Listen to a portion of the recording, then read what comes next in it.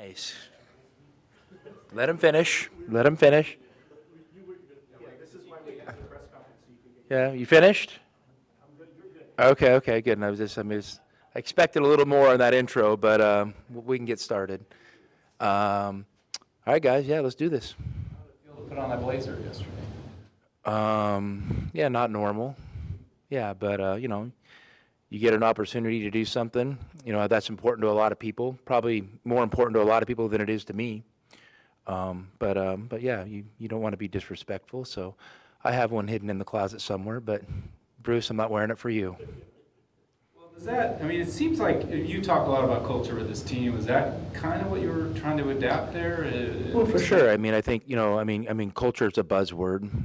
And I don't want to I'm not going to go through my entire belief system today, but, when you get an opportunity to do something like that, you want to represent yourself, you want to represent your program, and, you want to talk about things you're passionate about and that you believe in. And, we got a lot going on in our world today, and anytime you get a chance to talk to leaders, and I don't know a lot about politics, so, I'll be honest there. It's not really a focus of mine. But you want to make sure the people that are representing us, have integrity, are honest, care about others more than themselves, I think all that stuff, and I'm sure everything I said has been said before, but, I wanted to make sure that, if I got, my moment in the sun, that those were going to be the things that I wanted to hang my hat on. Kind of out of nowhere. I just I got an email from the speaker of the House just asking, if I wanted to participate, and I figured as a citizen of this state, and an employee of the government, that I probably should accept. So that's what I did. How much do you guys discuss anything about the being undefeated? It seems like each year, like when you have that first loss, it's the. I haven't even thought about it. Thanks. It's like, hey, what do you do when a guy's pitching a no-hitter? Do you go up to him and say, oh, you're doing great? No, I'm joking. Each year you've had when you have that first loss, it's kind of we knew we weren't going to go undefeated, so let's not even think about that. This team has been, really strong at being in the moment and being process oriented, and so those are the things that we're trying to focus on. We're not getting enamored with the results or obsessed with outcomes.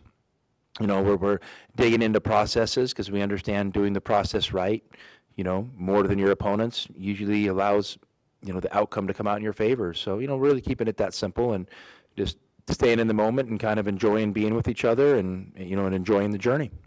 Kind of how it was in 21 when you were still at Gonzaga, the year that you guys did similar? Oh, man, that was 5-6 years ago. So, yeah, I'm sure we had the same approach. I'm sure it was very similar, but, it's hard when you're telling a story, that basically a team that made it to the championship game undefeated. I'm not going to sit here and compare our team to that, or that's not fair to this team. And this team's gonna, it's gonna create its own way. It's on its own journey, and we'll see the twists and turns that take place, and we'll deal with them as we come upon them. Does superstition play a role at all when you get this way? Just little stuff like, Nope. Hey, we're winning, Absolutely we got not. meals at the Nope. same time? Nope. Superstition has nothing to do with the game. The game's going to have 2-0:00 up there, and the ball's going to go up, and then that's what has to do with the game.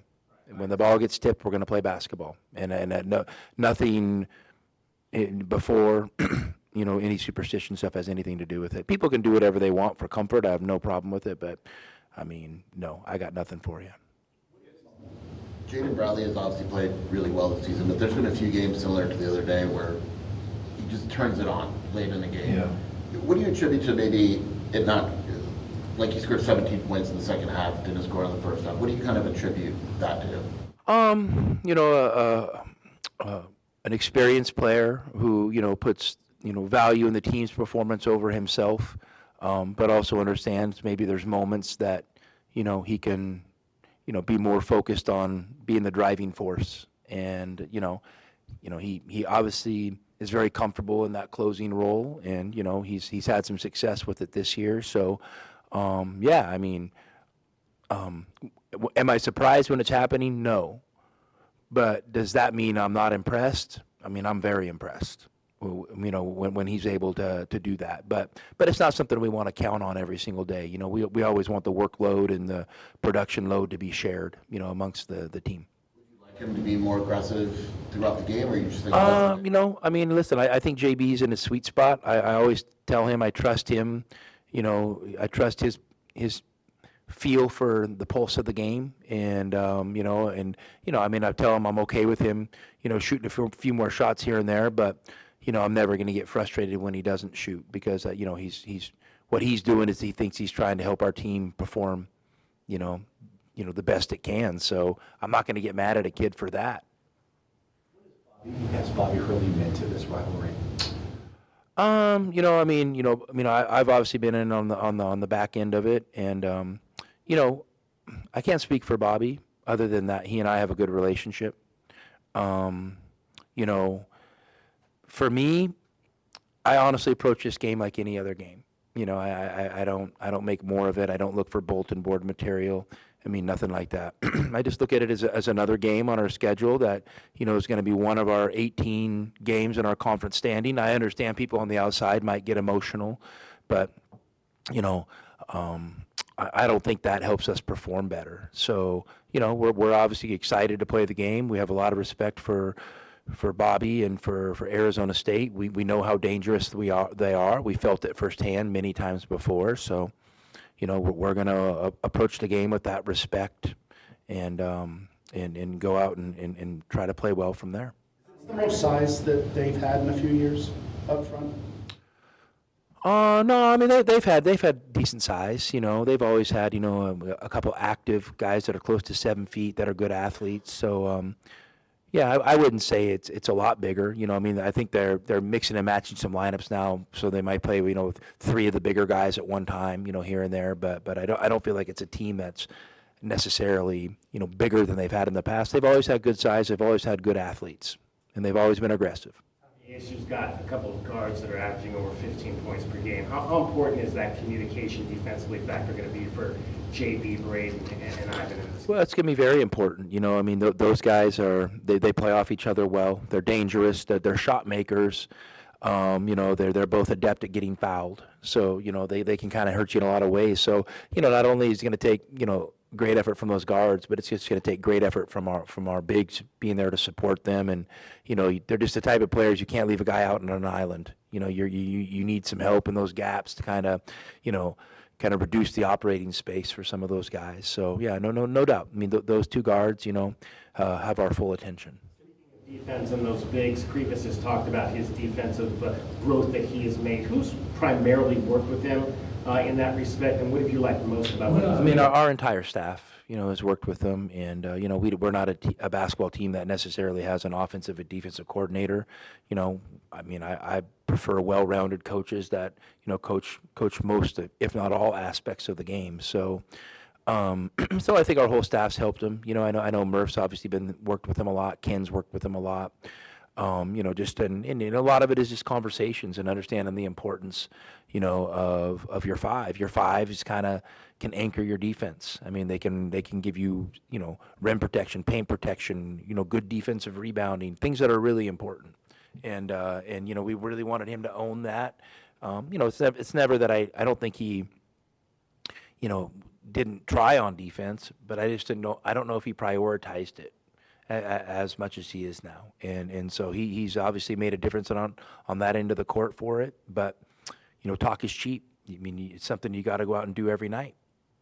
I want to talk real quick about roster construction. Was it difficult? These top 8 play really well together. We all know that. But was it difficult in putting the roster together for these guys? You know, you got to go after this, got to go after this, because it flows so well. You know, I don't want to make light of it and act like it wasn't challenging. I mean, it's always challenging. You know, recruiting and building a team is something that, you know, always takes a lot of effort. You know, but I think, you know, one of the big things is, you know, you don't get a crystal ball in recruiting, and you kind of have to read and react each situation, because one situation might impact another situation when it impacts another situation. So you got to kind of be able to, you know, keep your head up and just kind of navigate, you know, the recruiting process and the roster building process, with open eyes. And because, here's the deal. You don't always get what you want. I mean, this year, I think we got a lot of what we wanted. But, maybe this year, is on the above average side of that. So it's, we take putting our roster together very serious, and we're very mindful in how we put it together. And, so far this year, it's worked pretty well. Did you guys get out of those runs, the approaches that TCU had in the second half to try every time they got it close? Well, I mean, obviously a lot, but I mean, my deal is, I mean, you look at runs and, obviously we got to respond, but it's not like I'm sitting there saying, let's let Coach Dixon's team go on a run right now because this would be great for us to deal with. I mean, again, it's one of these situations. You read and react as the game's going, and you have to have responses. You have to have kind of these trained responses to adverse situations, so there is no panic. And there is comfort in being a little bit uncomfortable. There is comfort in not playing well and being able to respond for it. And so, yeah, I mean, I'm thankful, for great competition because that's what drives this.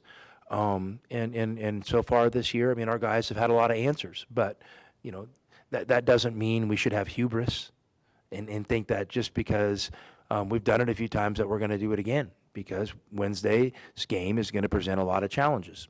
The moment that ball goes up, there's going to be challenges, and we're going to have have responses and solutions to those challenges. You talked previously about Yvonne and how you weren't sure if he was going to want to come to the United States. At what point does that become like when you obviously are interested in the conversation with Pablo Lasso? Do you say, okay, we know he's coming now, let's go after him, or we like him, let's convince him to come? I mean, all of those things probably, ran concurrently. And, I think it was just, we just needed to have a better understanding of what the eligibility rules were going to be. I mean, that was the biggest thing. And once we got clarity on what those rules would be, he had a strong interest. So, we pursued, full throttle ahead. And I think we were fortunate that he, committed here without taking any visits to any other schools. And so, obviously we've got an impact player, and he's a great guy to have around every day, and he's been a great fit for our culture.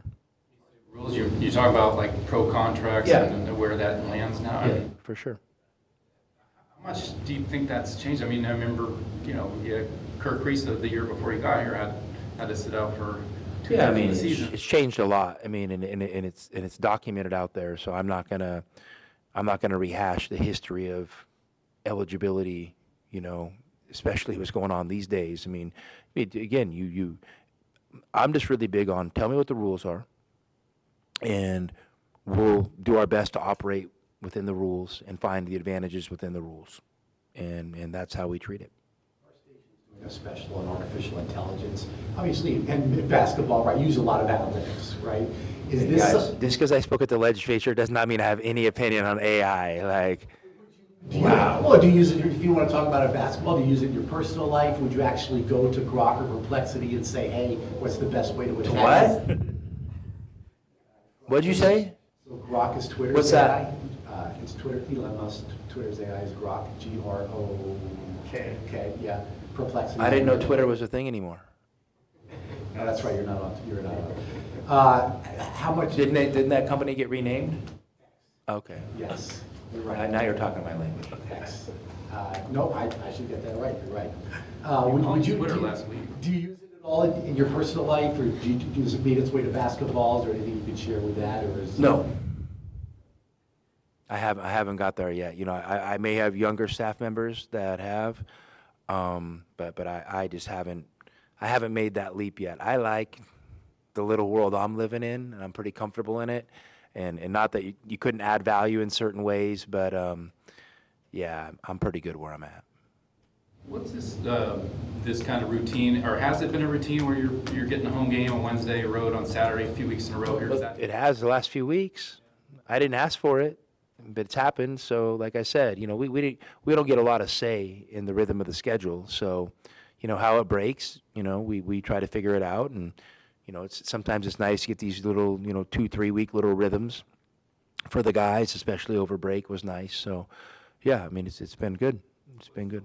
But I have no idea what next week looks like. So I don't even know. So, and I'm being honest with you. I don't know, and I'm being honest with you, I don't even know who we play after UCF. So, and that's 100% true. Maybe I'm going to use some AI to look it up right after this. But you know, remember last year we were kind of joking about what day is Monday, maybe it was Thursday. This year, when is Monday this year? What do you do when you have this pattern? Well, Monday's been Monday because the last couple Sundays we've had off. So that's usually what throws you off is you're just kind of get used to your off day in college basketball. A lot of times is on a Sunday. So, when you start playing games on Monday and Tuesday and you kind of lose that Sunday, that's when you kind of get thrown out of kilter a little bit. So the last few weeks, Monday's been Monday. Helpful to having the Saturday road games for the most part during the day and get That's back been for great. dinner. That's been great. That's been great. But again, I don't, I'm not going to sit here and count on that because that's probably a little bit luck of the draw. And yeah, but if we get back early, we get back early. If we get back late, we get back late. I just want to play well that 40 minutes. In the offseason, if you guys ever have any conversation with Brian Thornton or whoever and say, hey, if you're going to send us to Orlando, can we at least have a day game and get back? I mean, I've never had that conversation. I'm not saying that somebody else hasn't. But I also do think that, I think the conference tries to do the best job they can to accommodate that stuff. And as we do it more, I'm sure they'll get more comfortable, figuring out what those accommodations need to be. With Krivas at the offensive end, and I don't know if Kansas State was an anomaly, he shot 82% floor and free throw line. But when you've got a big that can score from the free throw line like that, does that prioritize offense to try to run through him? Well, for sure. I mean, because if you have a big that you're comfortable at the free throw line and who is kind of proficient at drawing fouls, I mean, that's a heck of a combination. Because sometimes, in the past, you get in the bonus and you look out there and you have a guy that's proficient drawing fouls, but maybe not proficient at the free throw line. You got some choices to make. So to have a guy that can do both of those things is really valuable. What's Toby Walker's personality like? He never seems to argue calls. He's kind of like a gentle giant out there. Can you give us some insight? I think he and Mo both have that. I think those guys have done an amazing job. I mean, they're obviously high effort, high physicality, type of players. And I think they understand that, they're also going to be on the receiving end of some physicality. And so I think they kind of accept it and they play through it. And I think at the end of the day, officials eventually respect that. So, and I respect the heck out of those two guys because it's not easy. It's not easy what they're asked to do. And, the physicality that goes with it, the workload that goes with it, with the style we play, we put a lot on those guys. And those guys they're warriors for sure. I know you don't like to look ahead, but my deadline to write about ASU already passed, so I was just curious, any thoughts on...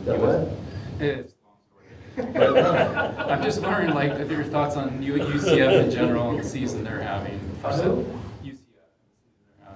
Yeah, I mean, I caught a little bit of their game on Saturday, or was it Sunday? It was Sunday, right? They played Cincinnati. Yeah, I caught a little bit on Sunday, and they were impressive. I mean, just they had great athletes out there, and and were really physical and aggressive, and obviously they're off to a good start. I don't know who they play this week before us, but yeah, I mean, they look like a formidable opponent to me. I mean, I watched that game. I was like, all right. Well, here we go. This is going to be another incredibly tough game on the road. Thanks, Coach. Thank you, guys.